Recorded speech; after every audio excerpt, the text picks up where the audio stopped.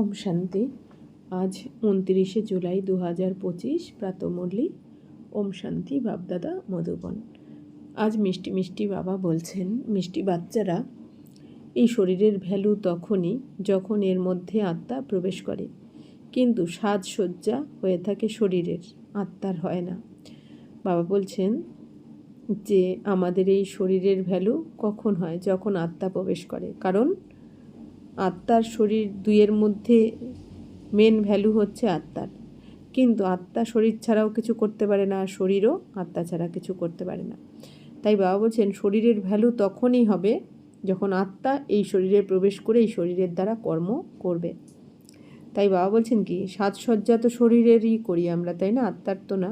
কিন্তু হ্যাঁ, বাবা কি বলছেন, আত্মার সাজসজ্জা আমাদের কী দিয়ে হয়? আত্মার জ্ঞান গুণ শক্তি দিয়ে। বাকি আমাদের যা কিছু আমাদের টাকা পয়সা সুবিধা সাধন বা সাজসজ্জা কিসের জন্য? না, এই শরীরের জন্য। প্রশ্ন, বাচ্চারা তোমাদের কর্তব্য কি? তোমাদের কোন সেবা করতে হবে? উত্তর, তোমাদের কর্তব্য হলো নিজেদের হামচিন্সদের নর থেকে নারায়ণ, নারী থেকে লক্ষ্মী বানানোর যুক্তি বলে দেওয়া। তোমাদের এখন ভারতের প্রকৃত আত্মিক সেবা করতে হবে। তো বাবা বলছেন আমাদের কর্তব্য কি এখন ব্রহ্মা কুমার কুমারীদের? যে আমাদের যারা হামজিন্স অর্থাৎ নর থেকে নারায়ণ আর নারী থেকে লক্ষ্মী বানানোর যুক্তি সবাইকে বলে দিতে হবে। আমরা হচ্ছি পূর্বজ আত্মা, অর্থাৎ বাবার প্রথম সন্তান আমরা, শিব বাবার। এইবার বাকি যারা পরে এসেছে, আমরাই তো পূর্বজ, অর্থাৎ কি আমরাই সব থেকে প্রথমে এসেছি এই দুনিয়াতে, তাই না? সত্যযুগের শুরুতে আমরা, এই সঙ্গমেও আমরা। তো বাবা বলছেন কি, এরপর যারা ত্রেতা দাপর কলিতে আসবে তারা তো আমাদের থেকে ছোট, তাই না? আমাদের রুহানি ভাই। তো বাবা বলছেন কি, আমাদের এখন কর্তব্য সবাইকে নর থেকে নারায়ণ আর নারী থেকে লক্ষ্মী বানানোর যুক্তি বলে দিতে হবে। কারণ বাবা তো আমাদের বলছেন, এবার আমাদের ডিউটি হচ্ছে সবাইকে বলে দেওয়া। তোমাদের এখন ভারতের প্রকৃত আত্মিক সেবা। তো বাবা বলছেন এখন আমাদের ভারতের প্রকৃত আত্মিক সেবা করতে হবে, রুহানি সেবা করতে হবে। কারণ এই আত্মিক সেবার দ্বারাই কিন্তু এই ভারত আবার শান্তিময় হয়ে উঠবে, এই দুগ্ধাম আবার শান্তির রাজ্য হয়ে উঠবে। তোমরা জ্ঞানের তৃতীয় নয়ন পেয়েছ, তাই তোমাদের বুদ্ধি এবং আচার আচরণ অত্যন্ত রিফাইন হওয়ার প্রয়োজন। কারোর প্রতি সামান্যতম মোহ যেন না থাকে। বাবা বলছেন যে স্থূল চোখ ছাড়া আমরা কি জ্ঞানের তৃতীয় নয়ন পেয়েছি, তাই না? তো বাবা বলছেন এই জ্ঞানের তৃতীয় নয়ন কে দিয়েছেন? আমাদের স্বয়ং আমাদের বাবা ভগবান দিয়েছেন। তাই বাবা বলছেন আমাদের এখন, বাবা সে যখন থার্ড আই খুলে দেন তখন কি হয়, আমাদের এই জ্ঞান চক্ষু খুলে দেন, তখন আমরা নিজেদেরকে জানতে পারি, পরমাত্মাকে এবং সৃষ্টিচক্রকে। তো বাবা বলছেন কি, আর সমগ্র ওয়ার্ল্ডের হিস্ট্রি জিওগ্রাফিকেও আমরা এখন জেনে গেছি যে আমরা কে আসলে কি ছিলাম আর এখন কি আর কি হব। তো বাবা বলছেন এখন তোমাদের বুদ্ধি আর আচার আচরণ কিন্তু অত্যন্ত রিফাইন হওয়ার প্রয়োজন, তাই না?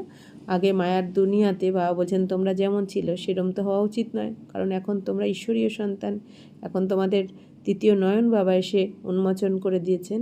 তাই বাবা বলছেন এখন তোমাদের কারোর প্রতি যেন সামান্যতম মোহ না আসে। কারণ আগে স্থূল চোখ দ্বারা দেখতাম, এই জন্য নিজেকেও দেহ দেখতাম, অন্যদেরকেও আমরা দেহই দেখতাম স্থূল চোখ দ্বারা। এখন বাবা তো আমাদের পবিত্র দৃষ্টি দিয়েছেন, তো এই পবিত্র দৃষ্টির দ্বারা বাবা বলছেন কি, আত্মাকে দেখো, নিজেকেও আত্মারূপে দেখো আর অন্যদেরকেও আত্মারূপে দেখো, তাহলে কারোর কোনো এই ব্যক্তি বস্তু বা পদার্থের ওপর তোমাদের আর মোহ আসবে না। গীত হলো নয়নহীনকে পথ দেখাও, ওম শান্তি, ডবল ওম শান্তি। বাচ্চারা তোমাদেরও রেসপন্স করা উচিত ওম শান্তি। আমাদের স্বধর্ম হলো শান্তি। তোমরা এখন শান্তির জন্য কোথাও যাবেই না। তো বাবা কি বলছেন, শান্তি মানে কি? ওম শান্তি মানে কি? আমি আত্মা শান্ত স্বরূপ, তাই না? তো আত্মার স্বধর্ম কি? শান্তি।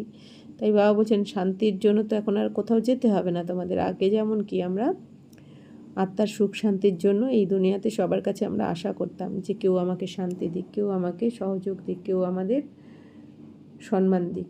এখন বাবা কি বলছেন যে শান্তি তো এখন আমরা জেনে গেছি আত্মার মধ্যেই, আত্মার স্বধর্মই হচ্ছে শান্তি। তাই বাবা বলছেন এখন তো আর শান্তি কোথাও খুঁজতে যাওয়ার দরকার নেই, কারণ আমার নিজের মধ্যেই রয়েছে। আমাদের স্বধর্মই হচ্ছে আত্মার শান্তি। তো মানুষ তো মনের শান্তির জন্য সাধু সন্তদের কাছেও যায়, তাই না? এখন মন বুদ্ধি তো হলো আত্মার অর্গানস। শরীরের যেমন অর্গানস রয়েছে তেমনি মন, বুদ্ধি এবং চক্ষু। এখন এই যে চক্ষু আছে সেটা তা নয়। তো বাবা বলছেন যে বলা হয় কি, হে প্রভু নয়নহীনকে পথ দেখাও। এখন প্রভু বা ঈশ্বর বলাতে বাবার লাভ আসে, তাই না? তো বাবা বলছেন শরীরের যেমন অর্গানস রয়েছে আমাদের, তাই না, এই চোখ, কান, নাক, কিন্তু হাত পা, কিন্তু বাবা বলছেন কি যে মন, বুদ্ধি হলো কি আত্মার অর্গানস।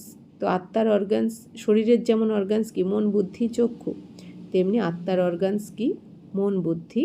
তো বাবা বলছেন যে, তো এখন প্রভু বা ঈশ্বর বলাতে বাবার সাথে লাভ এসে গেছে। অর্থাৎ কোন চোখের, কোন নয়নের কথা বলা হচ্ছে এখানে?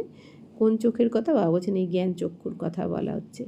এখানে তো তোমরা বাবার সামনে বসে আছো, তোমরা এই পড়াও পড়ো। তোমাদের কে পড়ায়? তোমরা এমন বলবে না যে পরমাত্মা বা প্রভু আমাদের পড়ায়। তোমরা কি বলবে? আমাদের শিব বাবা পড়ান, তাই না? আগে আমরা জানতাম না, বাবাকেই ভগবান বলে আমরা স্মরণ করতাম, কিন্তু এখন কি জেনেছি যে ভগবানই তো আমাদের বাবা, তাই না, শিব বাবা। তো কে পড়াচ্ছেন? আমাদের শিব বাবা পড়াচ্ছেন। তো বাবা শব্দ তো একেবারে সিম্পল, ইনি হলেনই বাপ দাদা। তো বাপ দাদা অর্থাৎ কি? বাপ মানে আমাদের শিব বাবা, আর দাদা অর্থাৎ বাবা, যে ব্রহ্মা বাবার শরীরে প্রবেশ করে আমাদের পড়াচ্ছেন। তো ব্রহ্মা বাবার আত্মা আমাদের একদিক থেকে হয়ে গেল কি রুহানি ভাই, তাই শিব বাবা হলেন বাপ, আর দাদা মানে ব্রহ্মা বাবা। তো বাপ দাদা, আত্মাকে আত্মাই বলা হয়, তেমনি তিনি হলেন পরমাত্মা। তিনি বলেন আমি পরমাত্মা, অর্থাৎ পরমাত্মা তোমাদের বাবা। এরপর এই নাটকের নিয়ম অনুসারে আমি পরমাত্মার নাম রাখা হয়েছে শিব। ড্রামাতে তো সকলেরই নাম চাই, তাই না? শিবের মন্দিরও তো আছে। ভক্তি মার্গের লোকেরা তো একের পর এক অনেক নাম রেখে দিয়েছে। তো বাবা বলছেন পরমাত্মার নাম কি? শিব। বাকি ভক্তিমার্গের লোকেরা তো শিব বাবার অনেক নাম রেখেছে, তাই না? যেমন সোমনাথ, অমরনাথ, তারকনাথ, ভোলেনাথ ইত্যাদি। তো বাবা বলছেন এরপর অনেক অনেক মন্দির বানাতে থাকে, জিনিস তো একই। সোমনাথের মন্দির কত বড়, কত সাজায়, মহল ইত্যাদিও কত সাজিয়ে রাখে। আত্মার তো কোনো শয্যা নেই, তেমন পরমাত্মারও কোনো শয্যা নেই। বাবা বলছেন আত্মা আর পরমাত্মার কোনো সাজসজ্জা হয় না, তাই না? তো তিনি তো হলেন বিন্দু, বাকি যেসব সজ্জা সবই শরীরের। তো বাবা বলছেন বিন্দু স্বরূপকে তো আর সাজানো যায় না, কিন্তু বাবা বলছেন বাকি সাজসজ্জা সমস্ত শরীরের জন্য। বাবা বলেন যে না আমার সাজসজ্জা আছে, আর না আত্মার সাজসজ্জা আছে। তো বাবা বলেন যে আত্মা হলোই বিন্দু, এত ছোট বিন্দু তো কোনো পার্ট প্লে করতে পারে না। ওই ছোট আত্মা যখন শরীরে প্রবেশ করে তখন সেই শরীরের কত ধরনের সাজসজ্জা হয়, মানুষের কত নাম, রাজা রানীদের কত সাজসজ্জা হয়। আত্মা তো অতি সিম্পল বিন্দু। তো বাবা কি বলছেন? আত্মাকে তো দেখতে জ্যোতির্বিন্দু স্বরূপ, ছোট্ট একটা বিন্দু। আত্মার মধ্যেই পাঠ ভরা থাকে, 84 জন্মের পাঠ আত্মার মধ্যেই ভরা থাকে। কিন্তু বাবা বলছেন আত্মা যখন শরীরে প্রবেশ করে তখনই আত্মা পার্ট প্লে করতে পারে। আত্মার মধ্যে যে রেকর্ড করা থাকে পার্ট, তো বাবা বলছেন সেই পার্টটা কখন আমরা প্লে করতে পারি আত্মারা? যখন আমরা একটা শরীরে প্রবেশ করি। তো বাবা বলছেন কি আর শরীরের জন্যই আমাদের সাজসজ্জা। বাকি বাচ্চারা এখন তোমরা এও বুঝেছ, আত্মাই এই জ্ঞান ধারণ করে। বাকি বাবা কি বলছেন? জ্ঞানকে ধারণ করে আত্মা, শরীর কিন্তু জ্ঞান ধারণ করে না। বাবা বলেন যে আমার মধ্যেও তো জ্ঞান আছে, তাই না? শরীরে তো জ্ঞান থাকেই না। বাবা বলছেন শরীরকে আমরা সাজাই, সাজসজ্জা করে শরীর, আত্মা নয়। আত্মা সাজসজ্জা করে না, কিন্তু জ্ঞান আবার আত্মার মধ্যে থাকে। জ্ঞানটা কিন্তু শরীরের থাকে না, জ্ঞানটা হচ্ছে আত্মার মধ্যে। তো আমি আত্মার মধ্যে জ্ঞান আছে, আমাকে এই শরীর নিতে হয় তোমাদের সেই জ্ঞান শোনানোর জন্য। তো বাবার তো শরীর নেই, এই জন্য বাবা বলছেন কি বাচ্চারা তোমরা তো শরীরে যেহেতু প্রবেশ করে পার্ট প্লে করছো, তো তোমরা তো মুখের ভাষাই বোঝো, এই জন্য তোমাদের সাথে কথা বলার জন্য আমাকে একটা অন্য শরীরে প্রবেশ করতে হয়, শিব বাবা বলছেন। তো শরীর ছাড়া তো তোমরা শুনতে পারো না। এখন এই গান বানানো হয়েছে, নয়নহীনকে পদ বলে দাও। শরীরকে পদ বলতে হবে কি? তা নয়, আত্মাকে বলতে হবে। তো এই যে আমাদের মুরলির প্রথমে গান বেজেছে, নয়নহীনকে পদ বলে দাও। তো বাবা বলছেন কোন নয়নহীনের কথা বলা হচ্ছে? এই যে আমাদের যে জ্ঞান চক্ষু নেই, নয়নহীন মানে কোন নয়ন নেই? আমাদের জ্ঞান চক্ষু। তো সেই জন্য বলেছে এই নয়নহীন, অর্থাৎ আমরা আত্মারা তো জানি না, নিজের চোখকে শুধু স্থূল চোখ দ্বারাই দেখছি। তো সেই নয়নহীনকে বাবা বলছেন পথ বলে দেওয়ার কথা বলা হয়েছে। তো আত্মাই ডাকতে থাকে। শরীরের তো 2 নেত্র আছে, স্থূল নেত্র 3 তো হতে পারে না। তৃতীয় নয়নের জন্য এই ললাটে তিলকও দেওয়া হয়। তো বাবা বলছেন কেন আমরা চন্দন তিলক কেন করি? কারণ এই তৃতীয় নয়নের জন্য, অর্থাৎ আত্মার জন্য। কেউ বিন্দুর মতো দেয়, কেউ আবার গণ্ডির মতো দেয়। তো বাবা বলছেন এই যে 2 ভ্রুকুটির মাঝখানে আমরা আত্মারা বিরাজ করি। এই জন্যই মন্দিরে বা কোনো শুভ অনুষ্ঠানে আমাদের তিলক পরানো হয়। বিন্দু তো হলো আত্মা, বাকি জ্ঞানের তৃতীয় নয়ন পাওয়া যায়। প্রথমে আত্মার এই জ্ঞানের তৃতীয় নয়ন ছিল না। কোনো মনুষ্য মাত্রেরই এই জ্ঞান নেই, তাই এই জ্ঞান নেত্রহীন বলা হয়।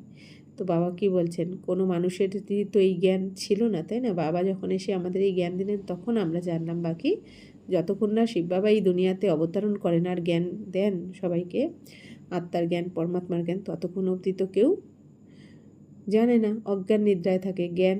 এই জন্য বাবা বলছেন কি, তাই জ্ঞান নেত্রহীন বলা হয়। বাকি এই চোখ তো সকলেরই আছে, অর্থাৎ এই স্থূল চোখ তো সবারই আছে। সম্পূর্ণ দুনিয়ায় কারোরই এই তৃতীয় নেত্র নেই। তো এই তৃতীয় নেত্র অর্থাৎ জ্ঞান চক্ষু, আত্মার চক্ষু। বাবা বলছেন যতক্ষণ না শিব বাবা এই দুনিয়াতে এসে আমাদের জ্ঞান চক্ষু খোলেন ততক্ষণ অবধি কিন্তু কেউ এই থার্ড আই দ্বারা না দেখতে পারে, না কিছু জানতে পারে অতীত, ভবিষ্যৎ, বর্তমানকে। তোমরা হলে সর্বোত্তম ব্রাহ্মণ কুলের। তোমরা জানো যে ভক্তি মার্গ আর জ্ঞান মার্গের কত তফাৎ। তো বাবা এখন কি বলছেন, যে তোমরা তো এখন ব্রাহ্মণ কুলে এসে গেছো, তাই না? অর্থাৎ কি তোমরা এখন শিব বাবার অ্যাডাপ্টেড বাচ্চা। তো বাবা বলছেন তোমরা এখন ভক্তি মার্গ সম্বন্ধেও বুঝে গেছো, জ্ঞান মার্গ সম্বন্ধেও বুঝে গেছো যে কতটা তফাৎ। ভক্তি মার্গ মানে কি, না জেনে পুজো করা, তাই না? তা যাদের আমরা পুজো করি ভক্তি মার্গে তাদের বায়োগ্রাফি আমরা কিছু জানি না, কিন্তু জ্ঞান মার্গে আমরা কি নিজেকে জানি, পরমাত্মাকে জানি, তাই না? তারপর আমরা নিজেকে জেনে, বাবাকে জেনে, আমরা ভগবানকে জেনে তারপর স্মরণ করি, বাবার স্মরণে থাকি। তারপর ভক্তি মার্গে কি আওয়াজ, অর্থাৎ কি কাসর, ঘণ্টা, এগুলো স্থূল জিনিস দিয়ে পুজো করা। কিন্তু জ্ঞান মার্গে কি শুধুমাত্র নিজেকে আত্মা মনে করে বাবার স্মরণে থাকতে হয়। তো বাবা বলছেন যে তোমরা এই রচয়িতা, রচনার আদি, মধ্য এবং অন্তকে জেনে চক্রবর্তী রাজা হও। তো বাবা বলছেন এই যে রচয়িতাকে শিব বাবা, আর রচনার এই যে আদি, মধ্য, অন্ত, অর্থাৎ আদি মানে কি সত্যতেতা, মধ্য মানে দাপর, অন্ত মানে কলিযুগ। তো সত্যতেতাতে কারা রাজত্ব করেছেন? সত্যযুগে লক্ষ্মীনারায়ণের দুনিয়া, ত্রেতাতে রাম সীতার দুনিয়া, মধ্য থেকে আবার অনেক ধর্ম এসেছে, আর একদিকে দেবী দেবতারা ভক্তি মার্গে চলে গেছে, অর্থাৎ ভক্তি করা শুরু করেছে দাপর থেকে। তারপর কলিযুগের শেষে আবার শিব বাবা আমাদের পরমপিতা পরমাত্মা অবতরণ করেন এখানে। আবার বাচ্চাদেরকে বাবা পড়াশোনা করিয়ে ঘরে ফিরিয়ে নিয়ে যান, তারপরে আবার নতুন দুনিয়ায় পাঠিয়ে দেন। তো সম্পূর্ণ দুনিয়ায় কারোরই এই তৃতীয় নেত্র নেই। তোমরা হলে সর্বোত্তম ব্রাহ্মণ কুলের। তো বাবা বলছেন তোমরা হচ্ছে সর্বশ্রেষ্ঠ, অর্থাৎ সব থেকে উত্তমের থেকে উত্তম ব্রাহ্মণ কুলের। কারণ যারা শিব বাবার বা সন্তান হয় তারাই হচ্ছে ব্রাহ্মণ কুলের, শূদ্ররা তো নয়। তো তোমরা জানো যে ভক্তি মার্গ আর জ্ঞান মার্গের কত তফাৎ।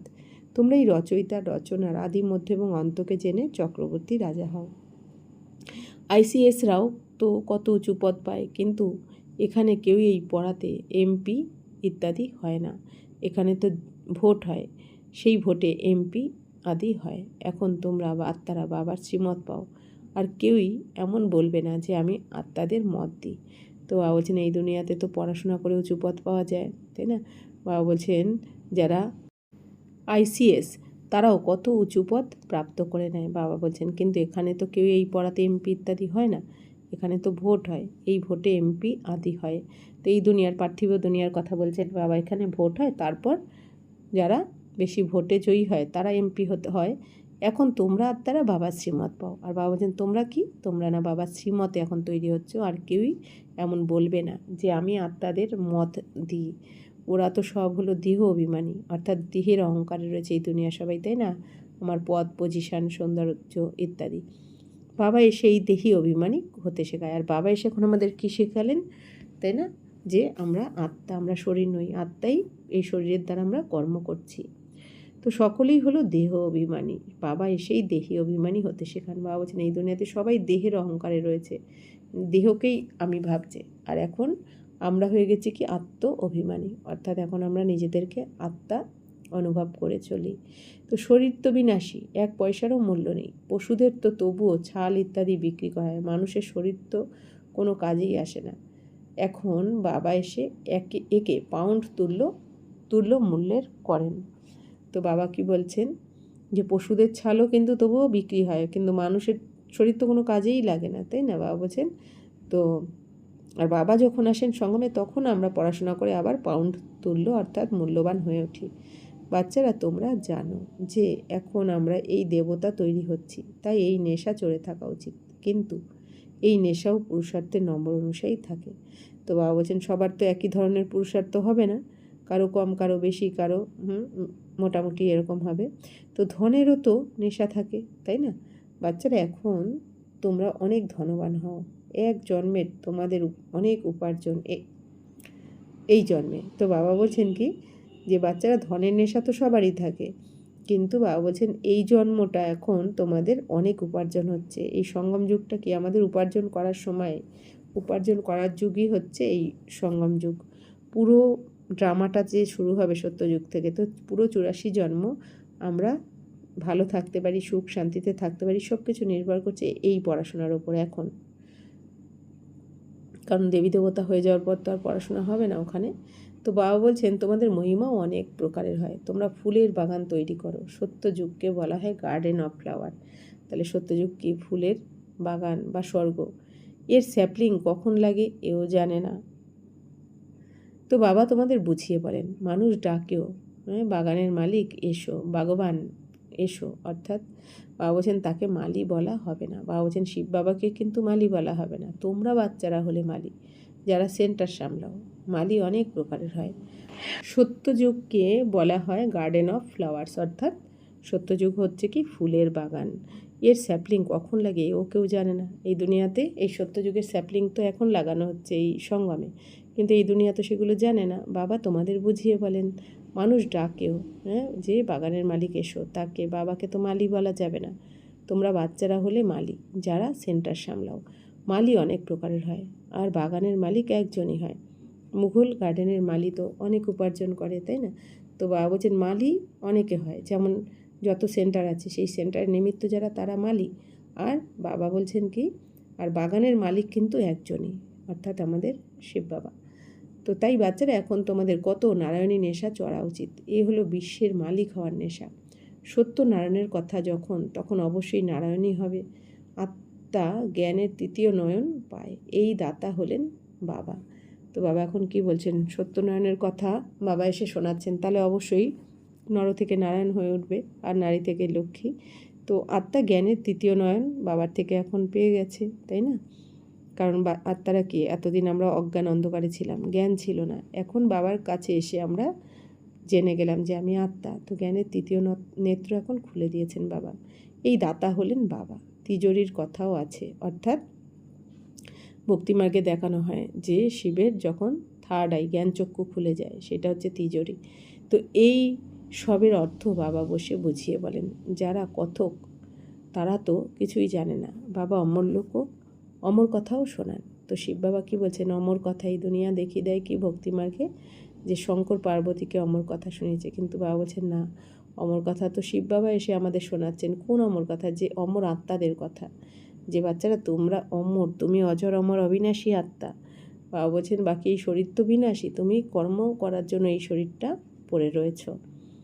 তো বাবা এসে আমাদের এখন এই অমর কথা, যে তোমরা তো অমরপুরীর মালিক, তোমরা তো ওখানে কখনোই মরবে না, অর্থাৎ মরা কথাটা, মৃত্যু কথাটা থাকবেই না, যে শরীর ছাড়বে তোমরা। এখন মানুষ কত দূরে অমরনাথ দর্শনে যায়, বাবা তো এখানেই এসে শোনান। বাবা বলছে এই দুনিয়ার মানুষ এখনও খুঁজছে, তারা অমরনাথে যাচ্ছে, চারদিকে যাচ্ছে, কিন্তু বাবা বলছেন বাবা তো এখন এসে এখানে পড়াচ্ছেন আমাদেরকে। তো উপরে তো শোনান না। তো বাবা বলছেন ওপরে বসে তো আর শোনাবেন না, কারণ তাহলে আমরা তো, বাবা যদি ওপর থেকে প্রেরণা দেন, বাবা বলছেন তাহলে তো ওইভাবে পড়ানো যাবে না তোমাদের, তাই না? তো এই জন্য বাবা কি বলছেন, যেহেতু তোমরা দেহের মধ্যে রয়েছো, আত্মা যেহেতু দেহের মধ্যে প্রবেশ করে আমরা কর্ম করছি, এই জন্য বাবাকেও আমাদের সাথে কথা বলার জন্য বাবা বলছেন একটা শরীর বাবাকে লোন নিতে হয়। তো বাবা বলছেন ওখানে তো তিনি বসে পার্বতীকে অমর কথা শোনাননি, এই কথা ইত্যাদি যা বানানো হয়েছে এসবই এই ড্রামাতে নির্ধারিত রয়েছে। বাবা বলছেন ভক্তিমার্গে কি বলে দিয়েছে যে শঙ্কর পার্বতীকে অমর কথা শুনিয়েছেন। তো বাকি বাবা বলছেন না, এরম কোনো ঘটনা ভক্তিমার্গে নেই, কারণ তারপরে তো না শঙ্কর আসবে না পার্বতী। তো বাবা বলছেন এইসব কথা যা বানানো হয়েছে এগুলো কিন্তু ড্রামাতে পূর্ব নির্ধারিত, আর এগুলো আবার 5,000 বছর অর্থাৎ নতুন কল্পে আবার দাপর থেকে এরকমই লেখা হবে শাস্ত্রে। এ আবারও হবে। বাচ্চারা বাবা বসে তোমাদের ভক্তি আর জ্ঞানের কন্ট্রাস্ট বুঝিয়ে বলেন। এখন তোমরা জ্ঞানের তৃতীয় নেত্র পেয়েছ। এখন তো বলে, হে প্রভু, অন্ধকে পথ বলে দাও। অর্থাৎ এই কথা কে বলে? আত্মাই বলে যে এখন আমরা তো অজ্ঞান অন্ধকারে ছিলাম, তো হে প্রভু তুমি পথ দেখাও আমাদের। তো বাবা বলছেন এখন তোমরা জ্ঞানের তৃতীয় নেত্র পেয়েছ। এমন এমন তো বলে, হে প্রভু অন্ধকে পথ বলে দাও। ভক্তিমার্গে মানুষ ডাকতে থাকে, বাবা এসে তৃতীয় নেত্র প্রদান করেন, যা তোমরা ছাড়া আর কেউই জানে না, তাই না? আমরা জানছি এখন যে থার্ড আই কীভাবে বাবা আমাদের খুললেন, কিভাবে পড়াচ্ছেন, কিভাবে পুরুষার্থ করাচ্ছেন, বাকি তো দুনিয়া জানে না। কারোর চোখ খুব সুন্দর হয়, তাতে পুরস্কারও পায় মিস ইন্ডিয়ার বা মিস অমুক। বাচ্চারা বাবা তোমাদের এখন কি থেকে কি বানাচ্ছেন? ওখানে তো দেবী দেবতাদের ন্যাচারাল বিউটি থাকে। বাবা বলছেন এই দুনিয়াতে তো সব আর্টিফিশিয়াল, তাই না? এখানে চোখ, নাক, মুখ সব কিছু কি প্লাস্টিক সার্জারি বা কৃত্রিম কোনো কিছু অ্যাড করে বাবা বলছেন সুন্দর সাজে। কিন্তু সত্য যুগে বাবা বলছেন তোমাদের ন্যাচারাল বিউটি থাকবে। ওখানে চোখ কাজল কালো, তাই না, ঠোঁট গোলাপি। তো বাবা বলছেন ওখানে তো অটোমেটিক তোমাদের বিউটি ন্যাচারালি হবে, সাজগোজ করার দরকার হবে না সত্য যুগে। কৃষ্ণের এত মহিমা কেন? কেননা তিনি সব থেকে সুন্দর তৈরি হন।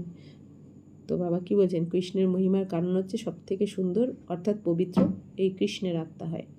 তিনি 1 নম্বরে কর্মাতীত অবস্থা পান, তাই 1 নম্বরে তার মহিমা রয়েছে, অর্থাৎ কৃষ্ণের আত্মা তিনি সবার ফার্স্ট 1 নম্বরে কর্মাতীত অবস্থা পেয়ে যান, তাই তার মহিমাও রয়েছে কৃষ্ণের মহিমা। তো এই বাবা বুঝিয়ে বলেন, বাবা বারবার বলেন বাচ্চারা মনমনা ভাবো।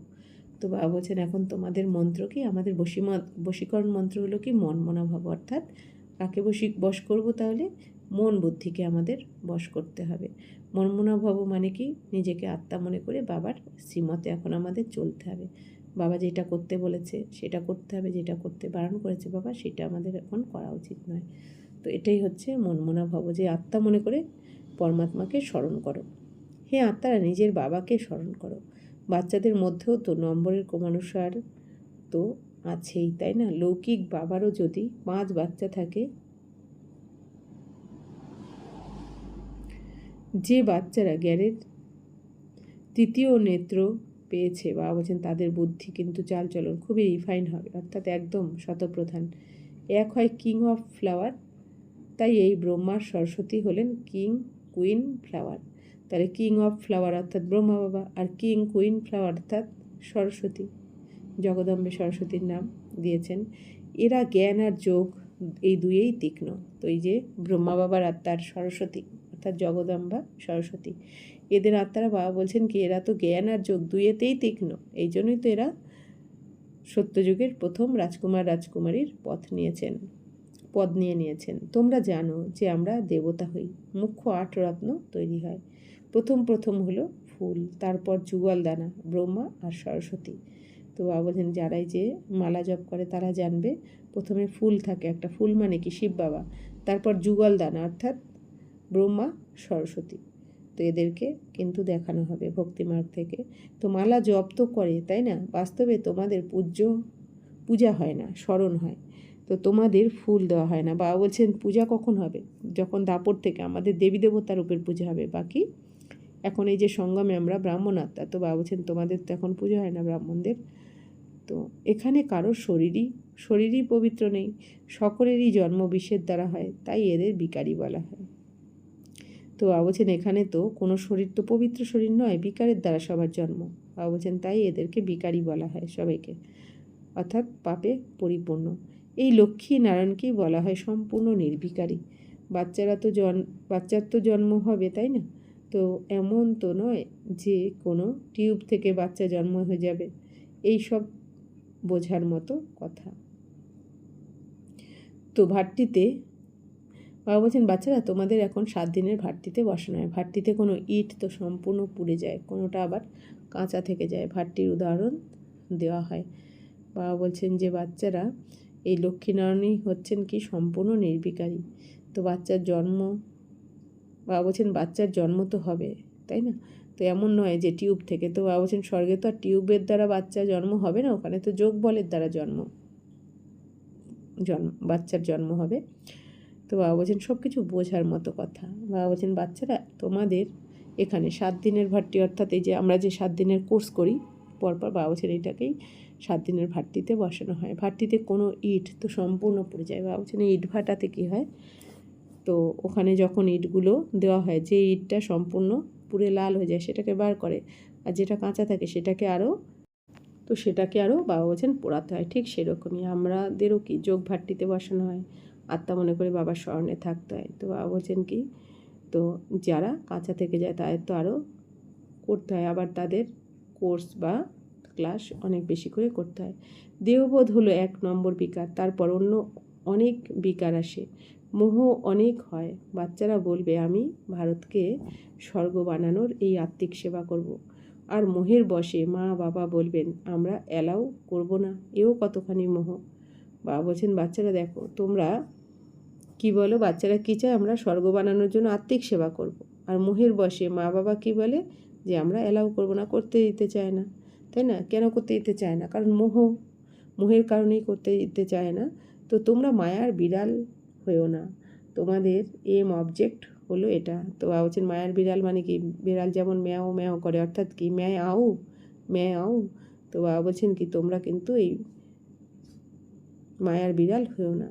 আমাদের লক্ষ্য কি, আমরা নর থেকে নারায়ণ, নারী থেকে লক্ষ্মী হব।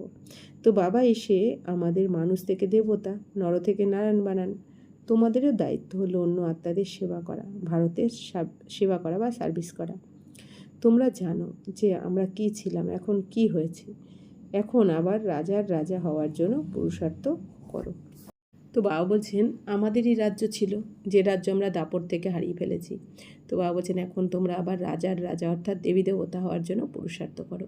তোমরা জানো যে আমরা নিজেদের রাজ্য স্থাপন করছি, এ কোনো সমস্যার কথা নয়। বিনাশের জন্য ড্রামাতে যুক্তি রচনা করা হয়েছে। এর পূর্বেও মুসল বা মিসাইলের দ্বারা লড়াই হয়েছিল। তোমরা যখন সম্পূর্ণ তৈরি হয়ে যাবে, সবাই ফুলে পরিণত হয়ে যাবে, তখনই বিনাশ হবে। বাবা বলছেন এই বিনাশের যুক্তিও তো ড্রামাতে রচনা করাই রয়েছে, যে বিনাশ কবে হবে, কিভাবে হবে, সব কিছু বাবা বলছেন ড্রামাতে পূর্ব নির্ধারিত সিন তৈরি হয়েই রয়েছে। তো বাবা বলছেন তোমরা যখন সম্পূর্ণ তৈরি হয়ে যাবে তখন কিন্তু লড়াই লাগবে, বিনাশ শুরু হবে। কেউ হলো ফুলের রাজা, কেউ গোলাপ, কেউ আবার বেলি। তো বাবা বলছেন এখানে পুরুষার্থ যে যেরকম করেছে সেই অনুযায়ী তাকে এক একটা ফুল নাম দেওয়া হয়েছে। বাবা বলছেন কি কারো গোলাপ, কারো বেলি।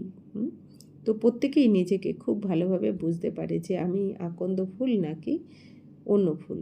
অনেকেই আছে যাদের জ্ঞানের কিছুই ধারণা হয় না। নম্বরের ক্রমানুসার তো হবে, তাই না? তো বাবা বলছেন যে তোমরা নিজেরাই বুঝতে পারো যে আমরা আকন্দ ফুল নাকি অন্য কিছু। আকন্দ ফুল মানে কি, যে আর আকন্দ ফুলে যেমন গন্ধ থাকে না, তো তেমনি বাবা বলছেন নিজেরা চেক করো যে তোমরা কি সবাইকে সুখ দাও। যদি সুখ দাও তাহলে তো অবশ্যই তুমি গোলাপ, গৃহে গোলাপ। কিন্তু যদি কাউকে সুখ দিচ্ছ না, তো বাবা বলছেন তাহলে বুঝতে হবে তুমি আকন্দ ফুল। তো বাবা বলছেন অনেকেই আছে যাদের জ্ঞানের ধারণা হয় না এখনও। তো নম্বরের ক্রমানুসার তো আছে। বাবা বলছেন যেহেতু রাজধানী স্থাপন হচ্ছে, তো রাজা রানী দাস দাসী প্রজা সবই থাকবে, এই জন্য সবাই তো একই রকম ধারণা করতে পারবে না। তো রাজধানী তো এখানেই স্থাপন হয়। শাস্ত্রতে তো দেখানো হয়েছে যে পাণ্ডবরা গোলে মারা গিয়েছিল, তারপর কি হয়েছিল কিছুই জানা নেই। তো বাবা বলছেন যে রাজধানী তো এখন স্থাপন হচ্ছে, শাস্ত্রেও কি দেখিয়ে দিয়েছে যে পাণ্ডবরা গোলে মারা গেছে। তো বাবা বলছেন পাণ্ডবরা গোলে মারা গেছে এই কথার মানে কি, সবই এখানকার কথা, দাপরের। অর্থাৎ এই যে আমরা আত্মারা, শিব শক্তি আর পাণ্ডবরা, তো বাবা বলছেন এরা কি বাবার শ্রীমতে চলে নিজেদের সমস্ত দেহভানকে এখন গলিয়ে দিচ্ছে, তাই না? এইটাই ওরা বলে দিয়েছে যে উঁচু উঁচু পাহাড়ে গিয়ে এরা গলে গেছে। তো বাবা বলছেন উঁচু পাহাড় মানে কি, এই যে আমাদের উঁচু স্থিতি, দেহভান গলে যাওয়া মানে কি উঁচু স্থিতি। এটাকেই ওরা উঁচু পাহাড়ি বলে দিয়েছে ভক্তিমার্গে। তো বাবা বলছেন যে হয় একেবারে হাইয়েস্ট, না হলে একেবারে ওয়েস্ট। তো বাবা বলছেন তোমরা কী হয়েছে, একেবারে হয় হাইয়েস্ট নাহলে ওয়েস্ট, মানে একদম ব্যর্থ। রাজধানী এখানেই স্থাপন হচ্ছে। শাস্ত্রতে তো দেখানো হয়েছে যে পাণ্ডবরা গোলে মারা গিয়েছিল। তো কথা তো অনেকই বানানো হয়েছে, এমন কোনো কথা নেই। বাবা বলছেন এই যে পাণ্ডবরা গোলে মারা গেছিলো এরকম কোনো কথা নেই, এগুলো বানানো কথা। তো কথা তো অনেকই বানানো হয়েছে। বাচ্চারা, এখন তোমরা কত স্বচ্ছ বুদ্ধির হও, পবিত্র বুদ্ধির হও। বাবা তোমাদের অনেক প্রকারে বোঝাতে থাকেন, এ কত সহজ, কেবল বাবাকে আর অবিনাশী উত্তরাধিকারকে স্মরণ করতে হবে। তো বাবা বলছেন আমাদের পুরুষার্থ সহজ, তাই না? বাবা বলছেন কী স্মরণ করতে হবে, শুধু বাবা আর আমাদের উত্তরাধিকার, অর্থাৎ বাবার থেকে যে আমরা জ্ঞান গুণ শক্তি এগুলো পেয়েছি এগুলোকে মনে করো, তাহলেই হবে। তো বাবা বলছেন কেবল বাবাকে আর অবিনাশী উত্তরাধিকারকে স্মরণ করতে হবে। বাবা বলেন যে আমি হলাম পতিত পাবন, তোমাদের আত্মা আর শরীর দুই পতিত। এখন তোমাদের পবিত্র হতে হবে, আত্মা পবিত্র হলে শরীরও পবিত্র হবে। তো বাবা কি বলছেন, আমি তো তোমাদের পবিত্র বানাতেই এসেছি, তোমরা ডেকেছো পতিত পাবন বলে। তো বাবা বলছেন তোমাদের এখন পবিত্র হতে হবে। আর আত্মা পবিত্র হলেও, বাবা বলছেন কি, পবিত্র হলেও আত্মা শরীরও পবিত্র হয়ে যাবে। তো বাবা বলছেন কেবল বাবাকে আর অবিনাশী উত্তরাধিকারীকে স্মরণ করতে হবে, অর্থাৎ বাবাকে স্মরণ করো আর আমাদের স্বর্গরাজত্বকে বা জ্ঞানগুণ শক্তিকে স্মরণ রাখতে হবে। তো বাবা কি বলেন যে আমি হলাম পতিত পাবন। পতিত পাবন তো কোনো দেহধারীদেরকে বলা যায় না, শিব বাবাকে বলা হয়। বাবা বলেন যে বাচ্চারা অনেক দুর্বল, তারা স্মরণ করতে ভুলে যায়। বাবা নিজেই নিজের অনুভব বলেন, অর্থাৎ ব্রহ্মা বাবা। খাবার সময় স্মরণ করি, শিব বাবা আমাদের খাওয়ান, আবারও ভুলে যাই। তো ব্রহ্মা বাবা কীভাবে স্মরণ করেন, যে শিব বাবা আমাদেরকে খাওয়াচ্ছেন, বাবা, আর আমরা আবার ভুলে যাই, আবার স্মৃতিতে ফিরে আসে। তোমাদের মধ্যে এও হয় পুরুষার্থের নম্বর অনুসারে। তো বাবা বলছেন প্রথম তো তোমরা হবেই, কখনো ভুলে যাবে, কখনো মনে পড়বে। আস্তে আস্তে বাবা বলছেন অভ্যাস হয়ে গেলে আর ভুলবে না তখন। কেউ তো বন্ধনমুক্ত হওয়া সত্ত্বেও আবার ফেসে যায়, তো ধর্মপুত্র বানিয়ে নেয়। এখন বাচ্চারা, তোমরা জ্ঞানের তৃতীয় নেত্র প্রদানকারী বাবাকে পেয়েছ। তো বাবা বলছেন কি, বাবাই, যে বাবা তোমাদের তৃতীয় নেত্র প্রদান করেন, থার্ড আই খুলে দেন, সেই বাবাকে তোমরা এখন ফিরে পেয়েছ 5000 বছর পরে। তো একে নাম দেওয়া হয়েছে তিজোরির কথা, অর্থাৎ তৃতীয় নয়ন পাওয়ার কথা। এখন তোমরা নাস্তিক থেকে আস্তিক হও। বাচ্চারা জানে যে বাবা হলো বিন্দু, তাই না? বাবার রূপ কেমন, বিন্দু স্বরূপ। আমরা আত্মারাও বিন্দু স্বরূপ, কিন্তু তিনি হলেন জ্ঞানের সাগর, গুণের সাগর, শান্তির সাগর, সুখের সাগর, শিব বাবা। কারণ বাবার তো অনেক মহিমা। এই রূপও লিঙ্গ দেখানো হয়েছে, তাহলে নাম রূপ থেকে পৃথক কিভাবে বলো? বাবা বলছেন এই দুনিয়া কি বলে দেয়, নাম রূপ থেকে আলাদা, নাম রূপ নেই। তবে বাবা বলছেন তোমরা এদিকে তো শিবলিঙ্গকে দেখিয়ে বলছেন যে একেও তো তোমরা শিব মনে করো। তাই বাবা বলছেন যে বাবার নাম রূপ সবই রয়েছে। বাবার নাম কি, শিব, রূপ জ্যোতির্বিন্দু স্বরূপ। বাবার দেশ কি, পরমধাম, তাই না? তো বাবা বলছেন এই দুনিয়া কি বলতে হয়, নাম রূপ থেকে পৃথক, অর্থাৎ নাম রূপ নেই ভগবানের। তাহলে শিবলিঙ্গতে এদিকে দেখাচ্ছে, তাহলে বাবার যদি নামরূপই না থাকবে তাহলে শিবলিঙ্গটা কেন দেখায়? তো বাবা বলছেন কি, ভক্তিমার্গে কিছুই বোঝে না। বুদ্ধিতে খুব ভালোভাবে বাবা বলছেন থাকা উচিত তোমাদের। এমনও বলাও হয় যে পরমাত্মা হলেন জ্ঞানের সাগর। সম্পূর্ণ জঙ্গল যদি কলম বানাও, তাও এই জ্ঞানের অন্ত হতে পারে না। বাবা হচ্ছেন কি জ্ঞানের সাগর। সম্পূর্ণ জঙ্গল দিয়ে কলম বানালে আর সমগ্র পৃথিবীকে কাগজ বানালে, আর সমুদ্রের সমস্ত জলকে যদি কালি বানানো যায়, তারপর এই জ্ঞানকে লিখলেও বাবার এই জ্ঞান কখনো শেষ হবে না, অন্ত হবে না। अच्छा, मीठे मीठे सिकिलदे बच्चों प्रति माता पिता बाप दादा का याद प्यार और गुड मॉर्निंग। रूहानी बाप की रूहानी बच्चों को नमस्ते। हम रूहानी बच्चों की रूहानी बाप दादा को पदम गुना नमस्ते नमस्ते नमस्ते। थैंक यू बाबा, शुक्रिया। ধারণার জন্য মুখ্য সার, আমরা এখন বাবার দ্বারা ওয়ার্থ পাউন্ড হয়ে উঠছি। আমরাই সেই দেবতা তৈরি হব। এই নারায়ণী নেশায় থাকতে হবে, বন্ধন মুক্ত হয়ে সেবা করতে হবে, বন্ধনে ফেসে যেও না। তো বাবা বলছেন আমরা এখন বাবার দ্বারাই কিন্তু মূল্যবান তৈরি হচ্ছি। তো বাবা বলছেন আমরাই সেই দেবতা তৈরি হব, আমরাই ছিলাম, আমরাই আছি, আবার আমরাই হব। এই নারায়ণী নেশা বাবা বলছেন থাকা উচিত তোমাদের, অর্থাৎ নর থেকে নারায়ণ আর নারী থেকে লক্ষ্মী হওয়ার নেশায় থাকা উচিত। বাবা বলছেন বন্ধন মুক্ত হয়ে সেবা করার চেষ্টা করো, আর বন্ধনে নতুন করে বন্ধনে আর ফেসো না তোমরা। তো জ্ঞান এবং যোগে তীক্ষ্ণ হয়ে মাতা পিতা সমান কিং অফ ফ্লাওয়ার হতে হবে, আর নিজের হামজেন্সদেরও সেবা করতে হবে। বাবা বলছেন জ্ঞান যোগে তীক্ষ্ণ হও, তবেই সবাইকে সেবা করতে পারবে। আর বাবা বলছেন তোমাদের যে হামজেন্স, অর্থাৎ কি আমাদের এই যে রুহানি ভাই পুরো দুনিয়াতে, তাদের সেবা করতে হবে, কারণ এই দুনিয়ার সবাই আমাদের আত্মিক ভাই হয়ে যায়। বরদান, নিজের সকল খাজানাগুলিকে অন্য আত্মাদের সেবাতে লাগিয়ে সহযোগী হওয়া সহযোগী ভব। সহযোগী হওয়ার সাধন হলো সদা নিজেকে সংকল্পর দ্বারা, বাণী দ্বারা আর প্রত্যেক কার্য দ্বারা বিশ্বের সকল আত্মাদের প্রতি নিজেকে সেবাধারী মনে করে সেবাতেই সব কিছু লাগানো। বা বলছেন সহযোগী মানে কি, সমস্ত সুবিধা সাধন আর সদা নিজেকে সংকল্পের দ্বারা, বাণীর দ্বারা আর প্রত্যেক কর্মের দ্বারা। তো বাবা বলছেন এখন বাবার প্রতি সমর্পণ হওয়া উচিত আমাদের। তাহলে এখন আমাদের প্রত্যেকটা সংকল্প, বাণী আর কর্ম এমন হওয়া উচিত যাতে আমরা নিজেকে সেবাধারী মনে করে সেবাতে আমরা লাগাতে পারি। ব্রাহ্মণ জীবনে যে সকল শক্তির, গুণের, জ্ঞানের বা শ্রেষ্ঠ উপার্জনের সময়ের খাজানা বাবার দ্বারা প্রাপ্ত হয়েছে সেগুলি সেবাতে লাগাও, অর্থাৎ সহযোগী হও, তো সহযোগী হয়েই যাবে।